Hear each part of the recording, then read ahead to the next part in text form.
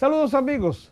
Para conformar con precisión el nacimiento del modelo de desarrollo dominicano, con los 4 sectores básicos que hoy lo dominan, tenemos que ubicarnos en el segundo lustro de la década de 1960. Antes de narrar las acciones que conforman el modelo, debemos recordar que el año de 1960, último completo del régimen de Trujillo, decapitado en mayo de 1961, cerró con un Producto Interno Bruto de menos de $1.000 millones. La ciudad capital, o casi todo lo que es hoy Gran Santo Domingo, tenía apenas poco más de 200.000 habitantes. Una vez estabilizada la estructura productiva heredada de Trujillo, a partir del 1966, como se ha dicho, se producen los grandes flujos migratorios hacia la capital, la que se perfila ya en desbordado crecimiento. Se advierte a partir de ese punto que la estructura económica, esencialmente agropecuaria, se quedaba corta con respecto a las grandes expectativas que el propio doctor Balaguer transmitía a la población. La estructura productiva de entonces también dejaba de cumplir las aspiraciones de esta misma población que comenzó a conocer sociedades mucho más avanzadas del entorno latinoamericano y de los Estados Unidos, país hacia donde fue a parar una gran corriente migratoria como secuela de la Guerra de Abril. Fue en estas circunstancias cuando aparece como un rayo que alumbra el firmamento el decreto 2536 del 20 de junio de 1968 que declara de interés nacional el desarrollo de la industria turística con énfasis en el turismo internacional y contemplando y auspiciando el turismo interno. Ya para 1978 se había, por supuesto, promulgado la Ley 153 de Incentivo y Promoción al Desarrollo Turístico, que fue promulgada en 1971 y que fue el resultado de la promoción que hizo básicamente Ángel Miolán como director nacional de turismo a partir de 1966. Es decir, que en el 66 el presidente Balaguer nombra a don Ángel como director nacional de turismo. Don Ángel emprende una gran campaña de concientización nacional respecto a las potencialidades del sector para contribuir al desarrollo nacional. En el 68, el presidente Balaguer dicta el decreto que declara el desarrollo del sector turístico como de alto interés nacional, y en el 71 se promulga la ley de incentivos hacia el sector. Lo sorprendente de ese decreto, déjame interrumpir, del presidente Balaguer, es que es un decreto de cuartilla y media, con apenas 2 dispositivos y 3 considerando, en donde dice exactamente lo que se quería, que fuese una espina dorsal de la economía, que alcanzase a desarrollarse para invitar a grandes contingentes y que incluso repercutiera en el turismo interno, pero no crea fuente de incentivo. No. Y solamente hace una declaración de principios. Es una declaración de intenciones. De intenciones. En el 71 sí ya se establece la ley de incentivo turístico. Sí, y en el 74 el gobierno del presidente Balaguer hizo algunas inversiones importantes, como fueron las inversiones en Samaná. Y posteriormente la creación de un aeropuerto en Barahona. Pero fue en 1980 cuando por primera vez se abre un hotel como consecuencia de ese empuje del estatal para el desarrollo de la industria turística. En el 80 se abrió el primer hotel de Playa Dorada, que fue erigido por el Banco Central en vista de que no se lograban conquistar inversionistas privados, y que fue confiado a la gerencia de una cadena hotelera americana llamada Jack Tar, de Texas.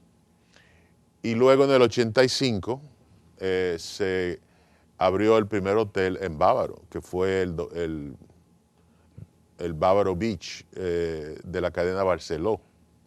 En el 91 se abrió el Club Med y en el 94 el Punta Cana Resort del grupo Punta Cana.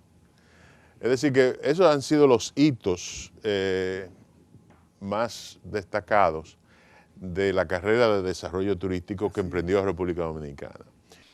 El decreto 2436 es una declaración de intención, como bien dice Juan Yadó, sin incentivo alguno incluido para viabilizar el nuevo sector que se anunciaba, pero que indica el camino y marcará al país para siempre. Mas luego se le adiciona una manufactura más extendida y con vocación de suplantación de importaciones similares.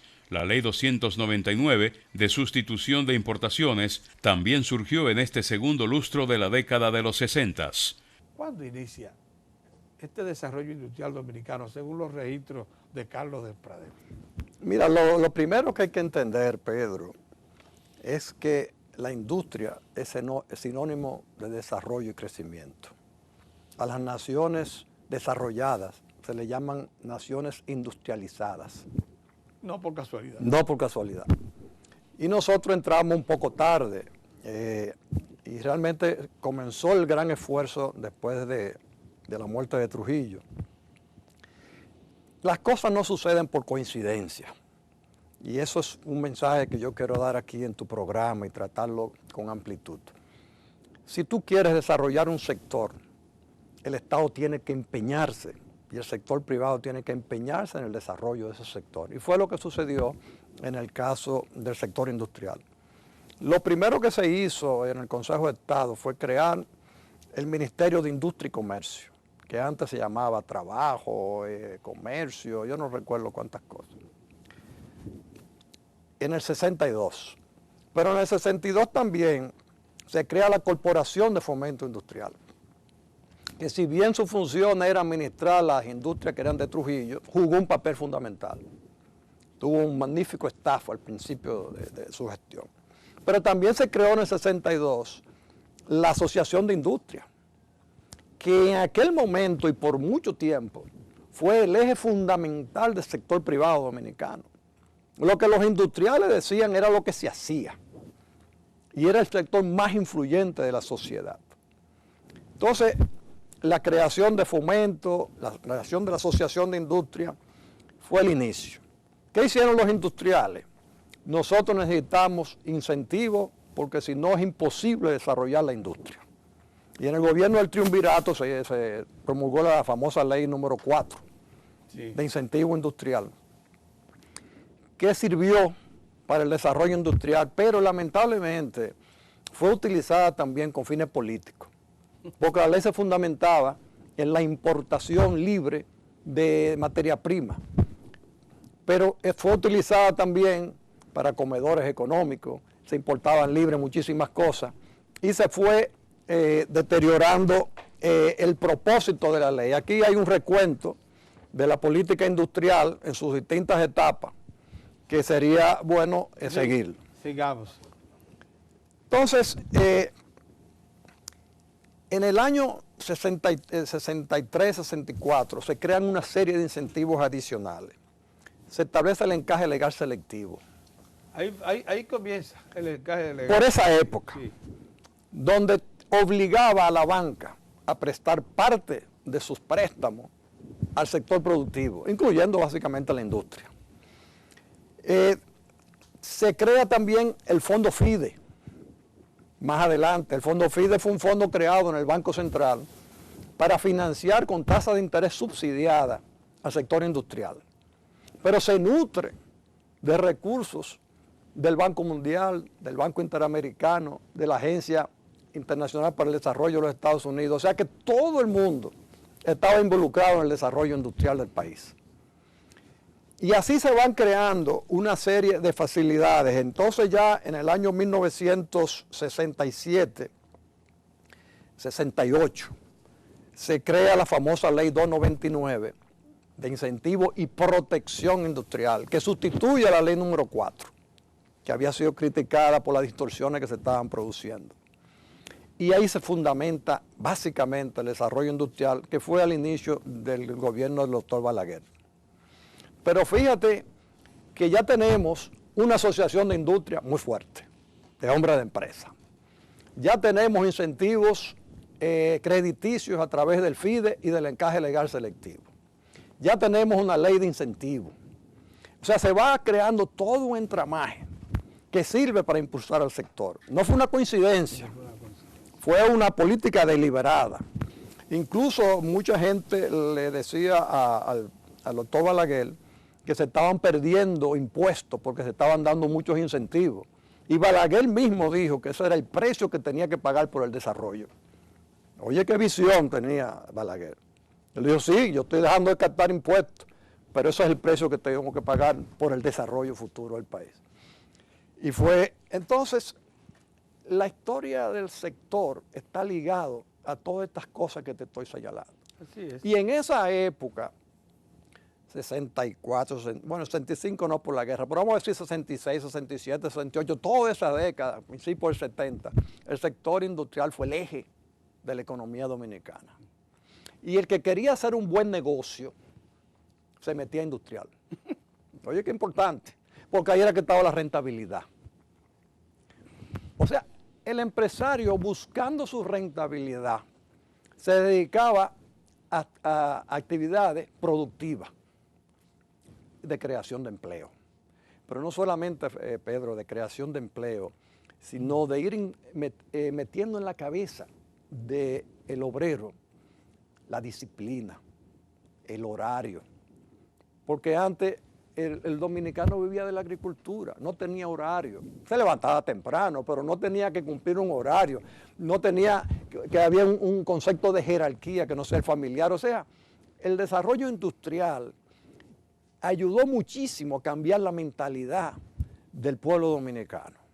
La Ley 299 se consolida y fortalece desde 1970 y por los próximos 20 años. ¿Cómo nace este subsector? ¿En qué momento lo hace? ¿Y cómo va desarrollándose? Sí, la verdad que es una historia muy interesante, con características propias en función del tiempo y de las coyunturas, tanto locales como internacionales. Que una de las características interesantes de Zona Franca, como un sector destinado hacia los mercados internacionales, pues a diferencia quizás de otros sectores, son los que directamente y de manera inmediata recibe cualquier incentivo, sea negativo o positivo de lo que esté pasando a nivel internacional.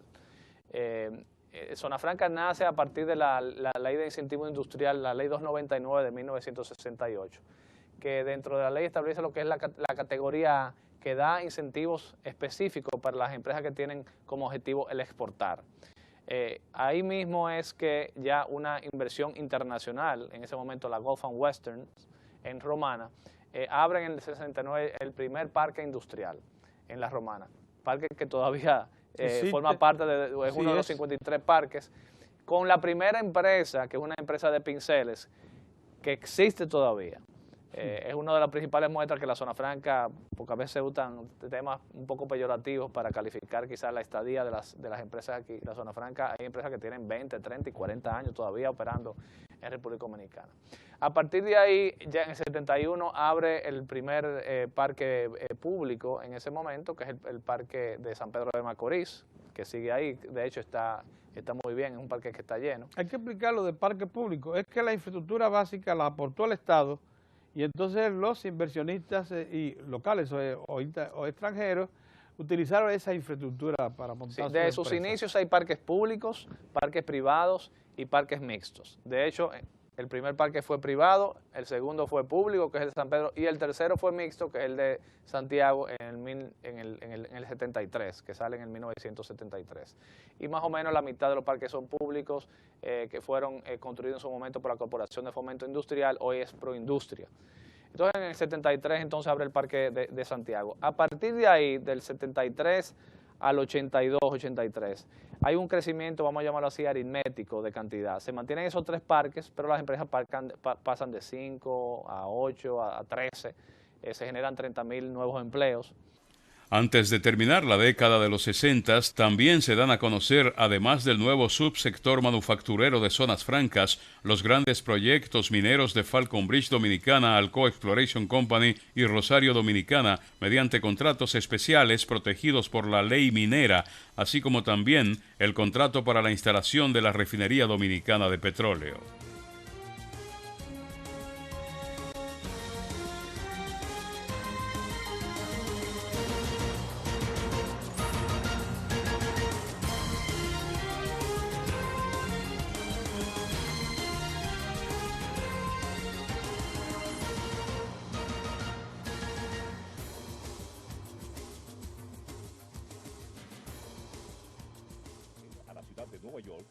pronunciar un discurso ante el Foro de las Naciones Unidas el 2 de octubre de 1961. En su discurso, Balaguer, entre otras cosas, afirmó: La República Dominicana. Casi de inmediato, tan pronto despunta la década gloriosa de los 70s, se inicia el despegue de los nuevos sectores turismo y minería. La manufactura, que ya arrancaba con fuerza a crear empleos masivos a partir de la Ley 299, es ayudada en este plano por su refuerzo, las zonas francas, esta vez impulsada por el Estado, que crea los parques de Santiago y San Pedro de Macorís. Pero el modelo que hemos ido conformando tiene también otro potente motor, el de la minería, que arranca con fuerza también a finales de la década de los 60s. Procuramos a un experto para que nos diga las condiciones que motivaron tal cosa. Se trata del ingeniero de minas Julio Espaillat. Julio, ¿cuál es la zona que ha traído mayor interés para los inversionistas? ¿Y dónde se concentramos la mayor parte, primero de la explotación y luego de la exploración? Sí, fíjate, Pedro, esa pregunta es extremadamente importante porque hemos ido evolucionando a medida que se ha hecho más exploración en la República Dominicana, o yo diría en la isla, República Dominicana y Haití, porque la frontera es geográfica y lógicamente que la geología no tiene que ver con la geografía fronteriza y se extiende hacia Haití, hacia la República de Haití. Entonces, en este mapa que vemos de la Hispaniola, vemos que hay una zona en el centro que corresponde con la cordillera central, que tiene un color verde claro, y esa zona central... ¿Pero eso parte desde dónde? ¿Desde bueno, aquí? parte prácticamente desde Haití, la parte más noroeste de Haití, que se ve allá en ese extremo donde se ven esos puntos rojos en Haití, ¿verdad? Altos, y se extiende prácticamente... Y baja hasta... Exactamente. ¿El este profundo? ¿Hasta dónde? Hasta prácticamente Santo Domingo, llamémoslo así, lo que es la cordillera central, y luego conecta ahí mismo con lo que es la cordillera oriental. Se ve ahí con lo que es esa zona de la Sierra de Yamasá. Ajá. Entonces, toda esa es la zona volcánica de la isla de la Hispaniola.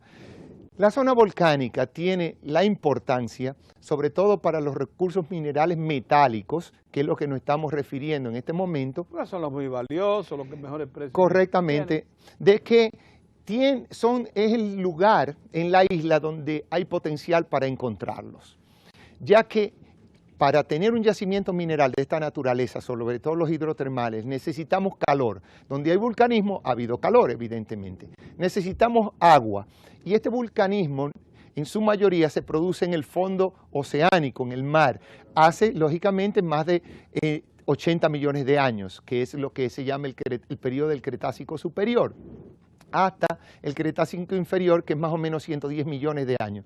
Entonces, entre 80 y 110 millones de años, en ese periodo, había muchos volcanes activos en el fondo oceánico.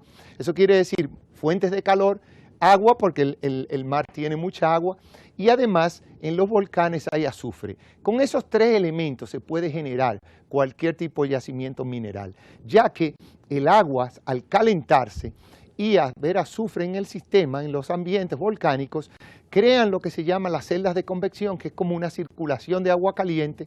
Esa agua caliente, al pasar por las rocas, extrae ciertos elementos, llamemos el oro, el cobre, zinc, plomo y otros elementos que estén en la roca en pequeñísimas concentraciones, no económicas, pero las extrae, la pone en solución, y cuando esa solución llegan a ciertos lugares, donde cambia, por ejemplo, presión y temperatura, por decir dos parámetros, entonces se precipitan bajo mecanismos muy eficientes esos metales formando... la naturaleza, ¿verdad? Correctamente, formando yacimientos minerales. Entonces, lo que hacemos nosotros hoy día es buscar esas zonas donde ese mecanismo de precipitación fue muy efectivo y concentró los yacimientos minerales. Por eso no es de ninguna manera sorprendente que la explotación que ahora concentra la actividad de la minería dominicana se inicia en Cerro Maimón, que es donde está Compañía Minera Dominicana, prosigue inmediatamente con Pueblo Viejo, prosigue con Falcon Bridge. O sea que es por eso que por ahí se concentraron esas grandes cantidades de minerales. Sí, ese es un factor, pero mira, tenemos que ver que la primera explotación que se hizo de Pueblo Viejo, según los estudios que hay, se remonta a la época de los españoles. Parece que ya en esa época, aunque no está totalmente bien documentado, ya existían algunas extracciones de oro de donde está Pueblo Viejo hoy. O sea que si nos vamos a los 1500, parece que ya de ese momento algunas de las vetas de alta ley fueron realmente minadas.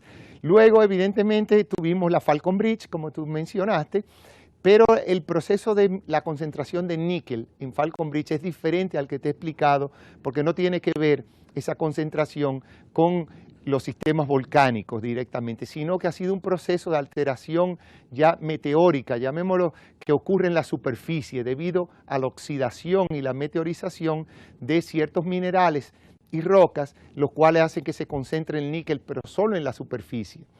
Y luego Cerro de Maimón, que como muy bien dice, sí es otro yacimiento, al igual que Pueblo Viejo, de origen hidrotermal, que tiene que ver con aguas calientes y tiene que ver con fuentes de calor y todas estas cosas. Bien. Aunque el Cerro Maimón lo que privilegia ahora mismo es el cobre, pero como usted dice, hay oro y plata también asociados. Correcto. En un segundo orden. Sí, no es correcto, es muy correcto, pero el cobre, el oro y la plata de Cerro de Maimón, igual que el zinc que también existe, se formaron bajo los mismos mecanismos. Los 4 elementos claro. Se concentraron igual. ¿Por qué pudo haber sido que lo que llamamos el distrito minero central, ese que va desde Yamasá hasta, digamos, las estribaciones de La Vega, concentra la mayor parte de los minerales del país? Correcto, bueno, la mayor parte de los minerales conocidos hasta el momento, y eso es muy real, porque ahora, ¿qué sucede? Estos minerales, esta zona del distrito minero al que te refieres, tiene una ventaja, es que las mineralizaciones son aflorantes. Quiere decir eso. Y en zonas suavemente alomadas. Correcto, bajitas, muy fácil acceso. De muy fácil acceso. Pero ¿qué significa esto? La importancia para lo que es haber descubierto estos yacimientos minerales. Es que usted va caminando arriba de Pueblo Viejo y definitivamente cualquier geólogo ahora o en el pasado se hubiera dado cuenta de que ahí hay un gran potencial mineral porque se ve mucho óxido de hierro, el cual es típico de lo que se llaman sombreros de hierro o gozan. Y ahí se concentra el oro. Entonces está en la misma superficie. Lo mismo pasa en Cerro de Maimón, que en superficie había un gozan muy claramente definido, y caminando cualquier geólogo que tome una muestra y la manda a analizar, se va a dar cuenta que tiene alto contenido de cobre, tiene alto contenido de oro, de plata y de otros elementos. Bien, entonces, ¿qué implica eso? Que esos fueron los primeros yacimientos que se descubrieron. Como resultado, tenemos un modelo de desarrollo económico compuesto por 4 sectores básicos: agropecuario y agroindustrial, manufacturero y de zonas francas, minero metálico y no metálico, y de turismo y servicios. ¿Por qué usted cree que tuvo que ser en la década de los 60 y más bien en el segundo lustro de los 60, o sea, del 66 al 70, cuando se define lo que llamamos el modelo económico dominicano? ¿Por qué institucional y legalmente es esa la época en que surge? ¿A qué usted interpreta? Bueno, entre otras cosas porque la década de los años 60 está marcada por el conflicto de abril. Y como es natural, esa guerra de abril, digamos que definió lo que es el antes y el después de la economía dominicana. Porque si bien es cierto que esa década fue muy accidentada con la caída de la dictadura y todo lo que implicó el reordenamiento de la economía dominicana después de la dictadura, en lo cual yo pienso que la guerra de abril fue una consecuencia, ¿no? Y no sé hasta qué punto, si una necesidad para que se definiera lo que era el devenir de la economía dominicana, ¿no? A partir de ahí, lógicamente, ese grupo ese grupo económico que se benefició o se aprovechó de lo que fue la estructura trujillista, pues yo creo que pasó ya a ocupar su espacio, o sea, logró hacerse su espacio después de la caída de Trujillo.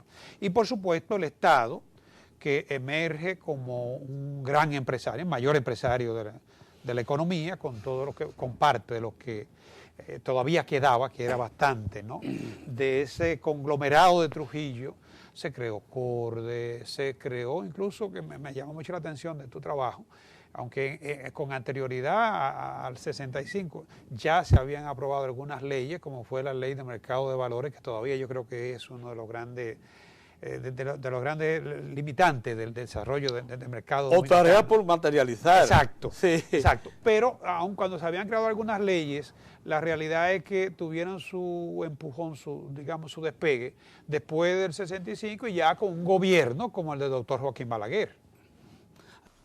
Este modelo que hoy disfrutamos es el que ha resistido los choques petroleros de los 70s y los 80s, que supo afrontar la globalización con sus efectos neoliberales y de apertura forzada del mercado interno. Y aún más, el actual modelo ha resistido los estallidos de las recientes burbujas hipotecaria y financiera de este siglo, así como también la actual recesión de los grandes mercados norteamericano y europeo, nuestros principales socios comerciales. El modelo de desarrollo que toma cuerpo con la década de los 70s enfrenta también una mayor toma de conciencia del pueblo, principalmente del campo, que veía florecer las grandes ciudades, mientras los predios de cultivo y principales rubros seguían controlados por los grandes terratenientes. Desde finales de los 60s, el doctor Joaquín Balaguer ya percibía el problema, y desde que armó su proyecto reeleccionista para iniciar la década de los 70s, sabía de antemano que tenía que volver la mirada al campo. Así surgieron las leyes agrarias y el Código Agrario, y un reforzamiento de la reforma agraria existente desde los tiempos de Trujillo, pero poco extensiva en ese tiempo por ser precisamente el dictador el mayor detentador de tierras. El ingeniero Frank Rodríguez ya para entonces formaba parte de los profesionales partidarios de una profunda reforma agraria, y lo mismo reclamaban otras fuerzas políticas del entorno crítico que demandaban una transformación con justicia social en el campo. Mira, Pedro, la reforma agraria nace a raíz del programa de los Estados Unidos, Alianza para el Progreso. Tú te recuerdas que en el año 62 se hizo en Punta del Este una conferencia con el presidente Kennedy para eso. Y eso tiene su origen, esa reforma agraria en los países, o atención al campo, hay que decirlo, con el ascenso de Fidel Castro al gobierno de Cuba. Con el ascenso de Fidel Castro al gobierno de Cuba, la revolución cubana, los norteamericanos se dieron cuenta que tenían que fijar sus ojos en América Latina y más aún en la zona rural, no en la zona urbana. Eso para la República Dominicana coincidió con el ajusticiamiento de Trujillo en el año 61. Como tú sabes, tanto Trujillo como su familia y allegados tenían muchas propiedades.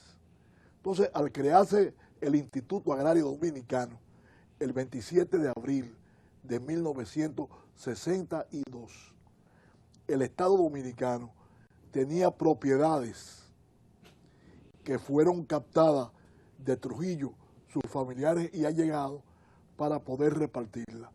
Así surgen los primeros asentamientos. Juma en Bonao, Caracol en Bonao, Palenque en San Cristóbal. En San Cristóbal, en Palenque, la hacienda Fundación Ganadero, Atillo, que era de Francisco Martínez Alba, la hacienda Maralba y varios asentamientos. Entonces, del año 62 en adelante, se fueron haciendo asentamientos campesinos, básicamente en las tierras de Trujillo y los allegados a la tiranía de Trujillo. Ahora, esas tierras se fueron agotando y llegó un momento en que los asentamientos agrarios se fueron paralizando o fueron esporádicos. En el 66, Joaquín Balaguer reasume el poder. Reasume el poder y gana las elecciones 66-70. Pero él decide en el 70, reelegirse en el 74. Y él se da cuenta que realmente el campo es un puntal para poder realizar. Y además, yo también soy de la teoría, equivocado o no, que Balaguer ya sabía que Camaño estaba en Cuba. Fíjate que Camaño llega al país en el año 73, febrero del 73. Entonces Balaguer, un año antes, fíjate la coincidencia, febrero del 72. Lanza el programa agrario. Lanza lo más avanzado que en materia agraria había ocurrido en el país. 5 leyes agrarias la lleva al Congreso. La ley que limita la propiedad de la tierra arrocera en un 50%. La ley del latifundio, la ley de parcería, la ley de tierras baldías y la ley luego que convierte a los asentamientos arroceros derivados de la ley 290 en asentamientos colectivos, con el propósito de que la propiedad no se disperse. Ahora, ¿por qué yo digo eso? Que la posible venida de Camaño influyó, porque al afectar la tierra arrocera a no más de 500 tareas por propietario, Balaguer puede hacer una distribución masiva y efectiva. ¿Por qué? Porque en el arroz era el cultivo de mayor tecnología en la República Dominicana. Irrigado, todo el arroz era bajo riego y además eran los trabajadores que tenían mayor preparación. Por eso Balaguer comienza a repartir la tierra arrocera. ¿Y a quiénes se la distribuye? Básicamente a los propios trabajadores de los dueños de la tierra arrocera, con lo cual, aparte de una transferencia de tierra, también fue una transferencia de dueños y una transferencia de tecnología. Pero además... Con muy buenos resultados, porque hoy en día los asentamientos arroceros entregan más del 50% de la cosecha nacional de arroz. A eso vamos, Sí. más adelante. Y además afecta también tierras baldías, declarándolas de utilidad pública. Correcto. Y además afecta parcialmente el latifundio y algunas acciones a favor de la parcería.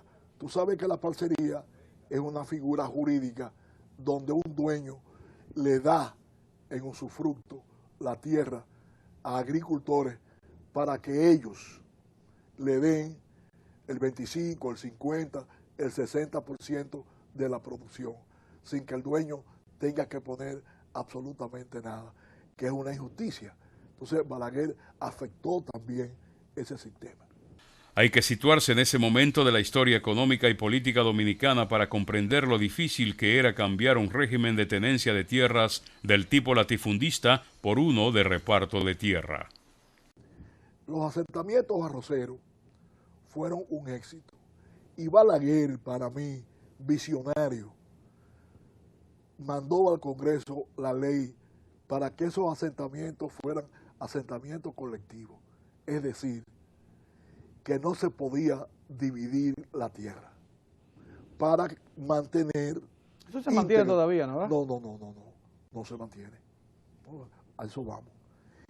Para mantener íntegra la propiedad como un todo y que no se pudiera parcelar, vender y dividir. Pero luego, en el gobierno del PRD del 78, eso fue afectado y convirtieron los asentamientos arroceros colectivos en asentamientos asociativos. Es decir, dividieron las parcelas, dándole a cada uno su pedazo, y la asociatividad estaba en la venta, en la compra de insumos, cosa que no funcionó nunca. bajo el criterio de romper la colectividad, de que 5 dedos de la mano no eran iguales, que mucha gente en lo colectivo trabajaba y algunos no, y además asusados por los terratenientes que decían eso con el propósito que si se dividía la tierra, ellos podían comprar parcelas y recuperar lo que antes. Sí. Ahora, esas leyes agrarias de Balaguer crearon un tremendo tumulto en la República Dominicana.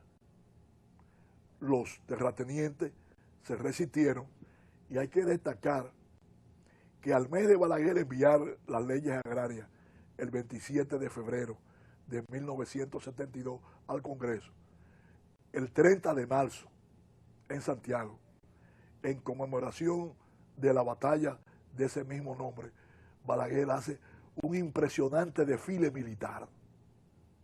Para mandar un recado. Para mandar un mensaje de que las leyes agrarias iban y de que ello iba adelante.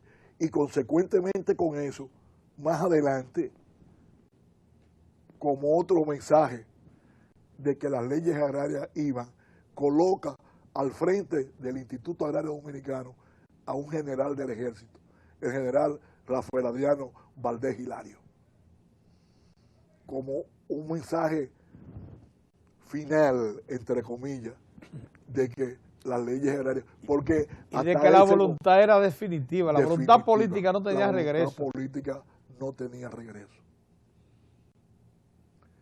El general Valdés Hilario llega ahí y es el ejecutor de los asentamientos colectivos arroceros y de la aplicación, primera fase, de las leyes agrarias. Balaguer creó también operativamente 5 comisiones para aplicación de cada una de las leyes agrarias. Una comisión para la aplicación de la ley arrocera, una comisión para la aplicación de la tierra baldía y así sucesivamente, porque eso permitía la aplicación simultánea de cada una de las leyes y que cada comisión podía operar independientemente. Eso aceleró tremendamente la reforma agraria y yo creo que es la época de la década del 70 del mayor asentamiento agrario en la República Dominicana.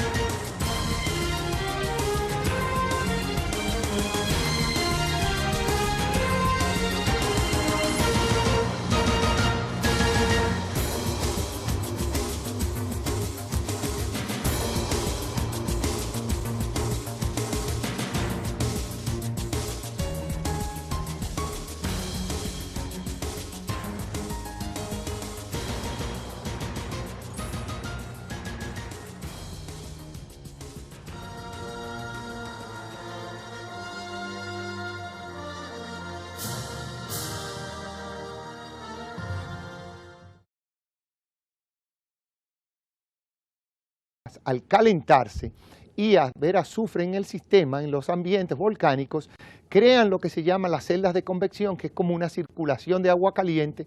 Esa agua caliente, al pasar por la roca, extrae ciertos elementos, llamemos el oro, el cobre, zinc, plomo y otros elementos que estén en la roca en pequeñísimas concentraciones, no económicas, pero las extrae, la pone en solución, y cuando esa solución llegan a ciertos lugares, donde cambia, por ejemplo, presión y temperatura, por decir 2 parámetros, entonces se precipitan bajo mecanismos muy eficientes esos metales formando la naturaleza, ¿verdad? Correctamente, formando yacimientos minerales. Entonces, lo que hacemos nosotros hoy día es buscar esas zonas donde ese mecanismo de precipitación fue muy efectivo y concentró los yacimientos minerales. Por eso no es de ninguna manera sorprendente que la explotación que ahora concentra la actividad de la minería dominicana se inicia en Cerro Maimón, que es donde está Compañía Minera Dominicana, prosigue inmediatamente con Pueblo Viejo,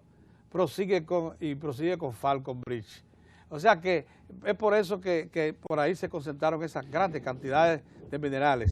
Sí, ese es un factor, pero mira, tenemos que ver que la primera explotación que se hizo de Pueblo Viejo, según los estudios que hay, se remonta a la época de los españoles.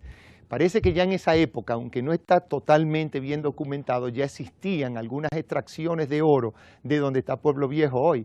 O sea que si nos vamos a los 1500, parece que ya de ese momento algunas de las vetas de alta ley fueron realmente minadas. Luego, evidentemente, tuvimos la Falcon Bridge, como tú mencionaste, pero el proceso de la concentración de níquel en Falcon Bridge es diferente al que te he explicado, porque no tiene que ver esa concentración con los sistemas volcánicos directamente, sino que ha sido un proceso de alteración ya meteórica, llamémoslo, que ocurre en la superficie debido a la oxidación y la meteorización de ciertos minerales y rocas, los cuales hacen que se concentre el níquel, pero solo en la superficie. Y luego Cerro de Maimón, que como muy bien dice, sí es otro yacimiento, al igual que Pueblo Viejo, de origen hidrotermal, que tiene que ver con aguas calientes y tiene que ver con fuentes de calor y todas estas cosas. Bien. Aunque el Cerro Maimón lo que privilegia ahora mismo es el cobre, pero como usted dice, hay oro y plata también asociados. Correcto. En un segundo orden. Sí, no es correcto, es muy correcto, pero el cobre, el oro y la plata de Cerro de Maimón, igual que el zinc que también existe, se formaron bajo los mismos mecanismos. Los cuatro elementos claro. Se concentraron igual. ¿Por qué pudo haber sido que lo que llamamos el distrito minero central, ese que va desde Yamasá hasta, digamos, las estribaciones de La Vega, concentra la mayor parte de los minerales del país? Correcto, bueno, la mayor parte de los minerales conocidos hasta el momento, y eso es muy real, porque ahora, ¿qué sucede? Estos minerales, esta zona del distrito minero al que te refieres, tiene una ventaja, es que las mineralizaciones son aflorantes. Quiere decir eso. Y en zonas suavemente alomadas. Correcto, bajitas, muy fácil acceso. De muy fácil acceso. Pero ¿qué significa esto? La importancia para lo que es haber descubierto estos yacimientos minerales. Es que usted va caminando arriba de Pueblo Viejo y definitivamente cualquier geólogo ahora o en el pasado se hubiera dado cuenta de que ahí hay un gran potencial mineral porque se ve mucho óxido de hierro, el cual es típico de lo que se llaman sombreros de hierro o gozan. Y ahí se concentra el oro. Entonces está en la misma superficie. Lo mismo pasa en Cerro de Maimón, que en superficie había un gozan muy claramente definido, y caminando cualquier geólogo que tome una muestra y la manda a analizar, se va a dar cuenta que tiene alto contenido de cobre, tiene alto contenido de oro, de plata y de otros elementos. Bien, entonces, ¿qué implica eso? Que esos fueron los primeros yacimientos que se descubrieron. Como resultado, tenemos un modelo de desarrollo económico compuesto por 4 sectores básicos: agropecuario y agroindustrial, manufacturero y de zonas francas, minero metálico y no metálico, y de turismo y servicios. ¿Por qué usted cree que tuvo que ser en la década de los 60 y más bien en el segundo lustro de los 60, o sea, del 66 al 70, cuando se define lo que llamamos el modelo económico dominicano? ¿Por qué institucional y legalmente es esa la época en que surge? ¿A qué usted interpreta? Bueno, entre otras cosas porque la década de los años 60 está marcada por el conflicto de abril. Y como es natural, esa guerra de abril, digamos que definió lo que es el antes y el después de la economía dominicana. Porque si bien es cierto que esa década fue muy accidentada con la caída de la dictadura y todo lo que implicó el reordenamiento de la economía dominicana después de la dictadura, en lo cual yo pienso que la guerra de abril fue una consecuencia, ¿no? Y no sé hasta qué punto, si una necesidad para que se definiera lo que era el devenir de la economía dominicana, ¿no?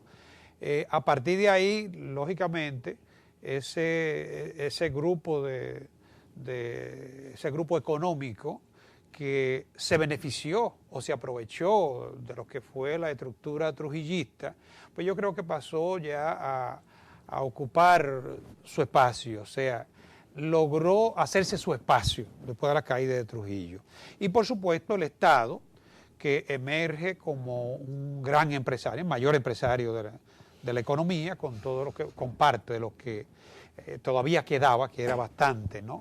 De ese conglomerado de Trujillo se creó CORDE, se creó incluso, que me llama mucho la atención de tu trabajo, aunque con anterioridad al 65 ya se habían aprobado algunas leyes, como fue la ley de mercado de valores, que todavía yo creo que es uno de los grandes de los grandes limitantes del desarrollo del mercado o dominicano. tarea por materializar. Exacto, sí. Exacto. Pero aun cuando se habían creado algunas leyes, la realidad es que tuvieron su empujón, digamos, su despegue, después del 65 y ya con un gobierno como el del doctor Joaquín Balaguer.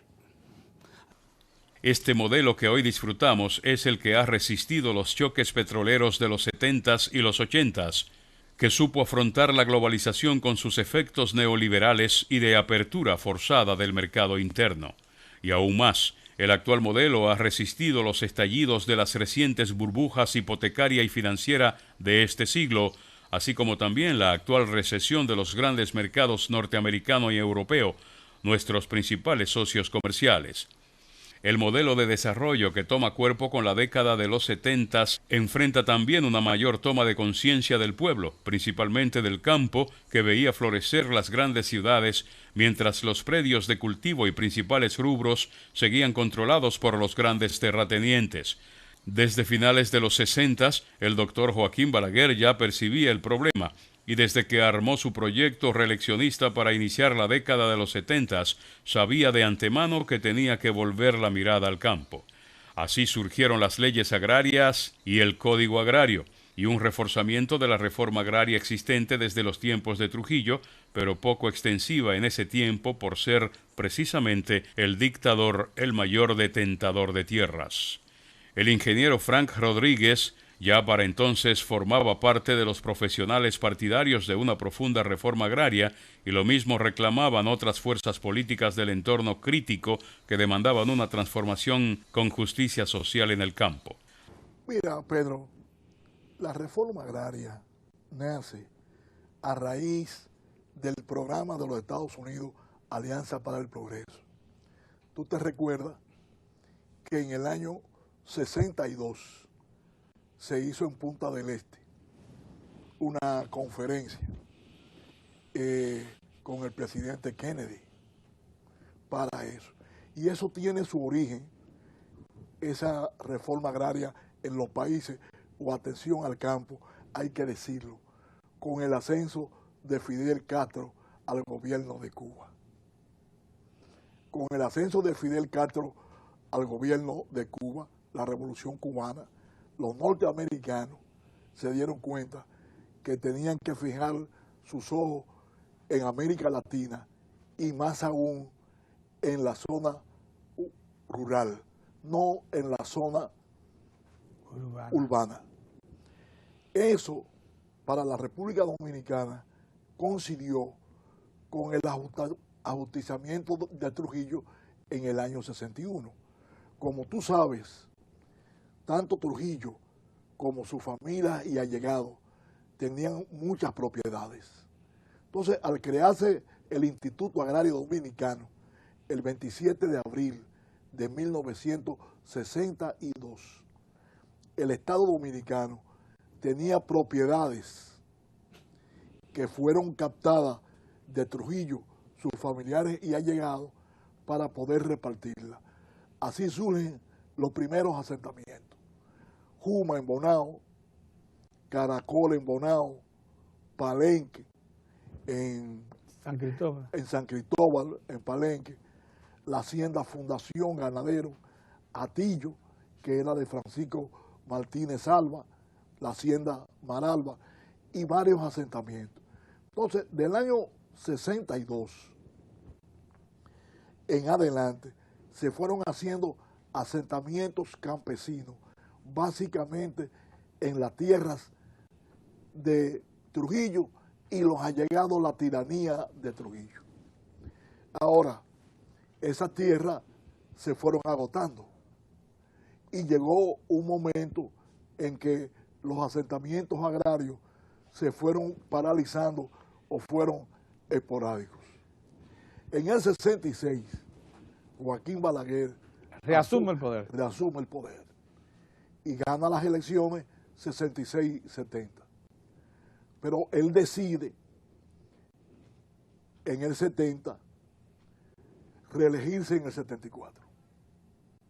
Y él se da cuenta que realmente el campo es un puntal para poder realizar. Y además, yo también soy de la teoría, equivocado o no, que Balaguer ya sabía que Camaño estaba en Cuba. Fíjate que Camaño llega al país en el año 73, febrero del 73. Entonces Balaguer, un año antes, fíjate la coincidencia, febrero del 72. Lanza el programa agrario. Lanza lo más avanzado que en materia agraria había ocurrido en el país. 5 leyes agrarias las lleva al Congreso. La ley que limita la propiedad de la tierra arrocera en un 50%. La ley del latifundio, la ley de parcería, la ley de tierras baldías y la ley luego que convierte a los asentamientos arroceros derivados de la ley 290 en asentamientos colectivos, con el propósito de que la propiedad no se disperse. Ahora, ¿por qué yo digo eso? Que la posible venida de Camaño influyó, porque al afectar la tierra arrocera a no más de 500 tareas por propietario, Balaguer puede hacer una distribución masiva y efectiva. ¿Por qué? Porque en el arroz era el cultivo de mayor tecnología en la República Dominicana. Irrigado, todo el arroz era bajo riego y además eran los trabajadores que tenían mayor preparación. Por eso Balaguer comienza a repartir la tierra arrocera. ¿Y a quiénes se la distribuye? Básicamente a los propios trabajadores de los dueños de la tierra arrocera, con lo cual, aparte de una transferencia de tierra, también fue una transferencia de dueños y una transferencia de tecnología. Pero además... Con muy buenos resultados, porque hoy en día los asentamientos arroceros entregan más del 50% de la cosecha nacional de arroz. A eso vamos sí. Más adelante. Y además afecta también tierras baldías, declarándolas de utilidad pública. Correcto. Y además afecta parcialmente el latifundio y algunas acciones a favor de la parcería. Tú sabes que la parcería es una figura jurídica donde un dueño le da en usufructo la tierra a agricultores para que ellos le den el 25, el 50, el 60% de la producción, sin que el dueño tenga que poner absolutamente nada, que es una injusticia. Entonces Balaguer afectó también ese sistema.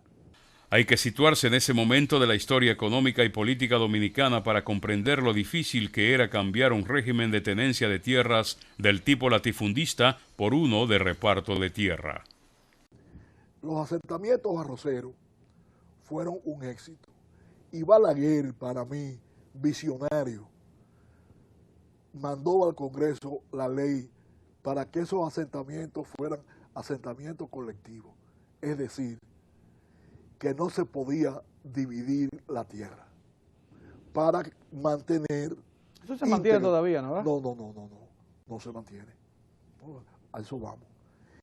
Para mantener íntegra la propiedad como un todo y que no se pudiera parcelar, vender y dividir. Pero luego, en el gobierno del PRD del 78, eso fue afectado y convirtieron los asentamientos arroceros colectivos en asentamiento asociativo. Es decir, dividieron las parcelas dándole a cada uno su pedazo y la asociatividad estaba en la venta, en la compra de insumos, cosa que no funcionó nunca, bajo el criterio de romper la colectividad, de que 5 dedos de la mano no eran iguales, que mucha gente en lo colectivo trabajaba y algunos no, y además asusados por los terratenientes que decían eso con el propósito que si se dividía la tierra, ellos podían comprar parcelas y recuperar lo que antes. Sí. Ahora, esas leyes agrarias de Balaguer crearon un tremendo tumulto en la República Dominicana. Los terratenientes se resistieron y hay que destacar que al mes de Balaguer enviar las leyes agrarias el 27 de febrero de 1972 al Congreso, el 30 de marzo en Santiago, en conmemoración de la batalla de ese mismo nombre, Balaguer hace un impresionante desfile militar. Para mandar un recado. Para mandar un mensaje de que las leyes agrarias iban y de que ello iba adelante. Y consecuentemente con eso, más adelante, como otro mensaje de que las leyes agrarias iban, coloca al frente del Instituto Agrario Dominicano a un general del ejército, el general Rafael Adriano Valdés Hilario, como un mensaje final, entre comillas, de que las leyes agrarias, porque y de que la voluntad era definitiva, la voluntad política no tenía regreso. La voluntad política no tenía regreso. El general Valdés Hilario llega ahí y es el ejecutor de los asentamientos colectivos arroceros y de la aplicación, primera fase, de las leyes agrarias. Balaguer creó también operativamente 5 comisiones para aplicación de cada una de las leyes agrarias. Una comisión para la aplicación de la ley arrocera, una comisión para la aplicación de la tierra baldía y así sucesivamente, porque eso permitía la aplicación simultánea de cada una de las leyes y que cada comisión podía operar independientemente. Eso aceleró tremendamente la reforma agraria y yo creo que es la época de la década del 70 del mayor asentamiento agrario en la República Dominicana.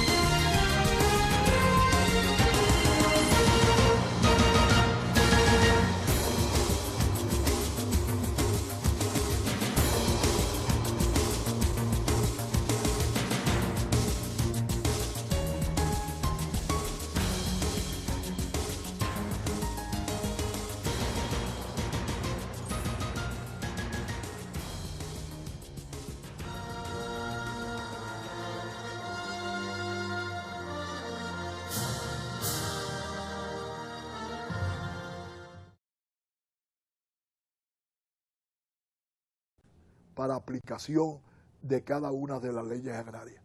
Una comisión para la aplicación de la ley arrocera, una comisión para la aplicación de la tierra baldía y así sucesivamente, porque eso permitía la aplicación simultánea de cada una de las leyes y que cada comisión podía operar independientemente. Eso aceleró tremendamente la reforma agraria y yo creo que es la época de la década del 70 del mayor asentamiento agrario en la República Dominicana.